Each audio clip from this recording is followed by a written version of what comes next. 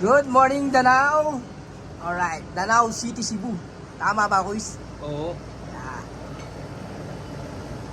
Ang ganda pala dito pag umaga, Kuis, ha? Ayan. Oh. Kanina, wala pang tubig yung dagat, pre. So, ibig sabihin, low tide pala yun. Ayan, oh. Ngayon, may tubig na siya. Okay pala dito, Kuis, eh. Kaya pala nawawala ng tubig yung CR. Nandun sa pool. Napupunta dun sa dagat, tsaka sa pool. Woohoo!